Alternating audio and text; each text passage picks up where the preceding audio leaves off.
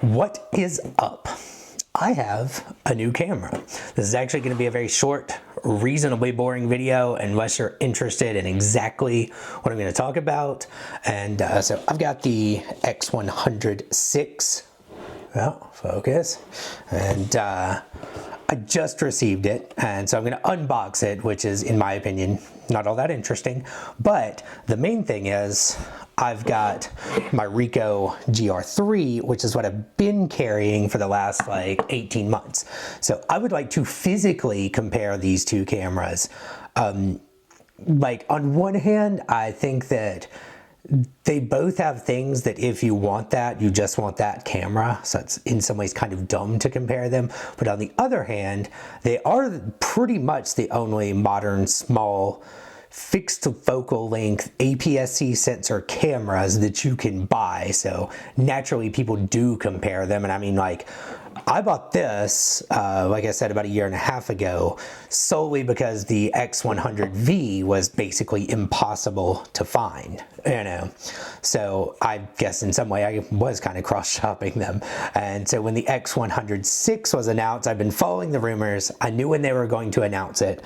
I stayed up late and I put in my order. I guess if you're wondering when you'll get yours, this might be helpful. I put in my order on the 20th. I got my confirmation email from B&H at 12:03 a.m. Central. My order number ended in 5415, and it shipped on Wednesday the 28th, and I received it with their standard free expedited shipping from FedEx today on March 1st. So I was clearly in the first batch. So let's check out. I got my multicam setup going here. We're going to see how this works out with using the Pocket 3 for a second camera. So there's the some limited warranty, free trial of Capture One, and then we have the camera. Let's see, let's take this plastic off, saving all this, of course, because I am a weirdo and will absolutely keep all the packaging and stuff for when I sell it. Okay, that's pretty much, it feels very nice in my hand. It's pretty much exactly what you would expect. Like I said, I'm not going to spend too terribly much time going over the unboxing aspect of it, because number one, I think unboxing videos are kind of boring, because like, yeah, dude, it's got the camera and a battery and a charger and some booklets. Thanks, bye. But like, the main thing I do want to do is compare it to the Ricoh. I want to put the only reason I'm digging through here is I want to put the battery in. I don't really need their Type-C cable. I've got some of those.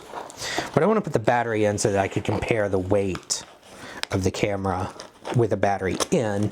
I'm not going to worry about an SD card. I don't think that I'm going to be able to tell the difference in weight of an SD card, but battery, on the other hand, probably does make a difference. I did pick up some Wasabi Power batteries, mostly for the charger. Like, having spare batteries is cool and all, but here, I'll show you. This charger holds 2 batteries, and it charges, hard to see, it charges with Type-C. It has a Type-C input. So all you have to do if you travel is just grab this, and you have 2 spare batteries, and presumably you probably have a Type-C charger somewhere. What was that? Oh, it's got both Type-C and micro B. Couldn't tell what that other one was. But yeah, so let's get 2 things on there so you can charge it with Type-C or micro B. That seemed like it would be very useful when traveling, because I can just grab this and throw it on like my MacBook charger or whatever when it's not in use. So I'm going to stick one of the Wasabi Power batteries in here. Let's see what we got. Looks like it goes that way. Just kidding. No, I just got to push that in. There we go. Like that. So we got that. Let's move this box out of our way. Let's move this stuff out of our way. And so here is the X100 and the Ricoh GRIII.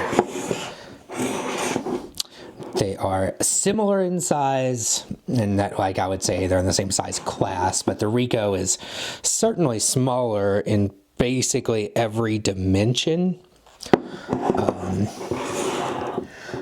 Yeah, like if you are looking for ultimate pocketability, you're definitely going to want the Ricoh. But the thing that killed the Ricoh for me was the lack of a viewfinder. I would rather the camera be a little bit bigger and have a viewfinder versus shooting on a screen at all times. But yeah, so that is the difference. The Fuji is definitely heavier, like noticeably so. You can feel both of the IBIS units kind of flop around when you move them, which I'm used to. That's kind of standard that with cameras that have IBIS, so not really the end of the world.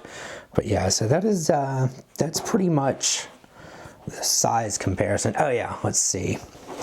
So this is the bag that I usually carry. This is the Green Room 136 Slingshot. Nope, something like that. Whatever.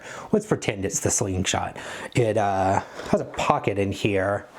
This is how I carry the Ricoh, and let's see if the X100 can live in that same pocket.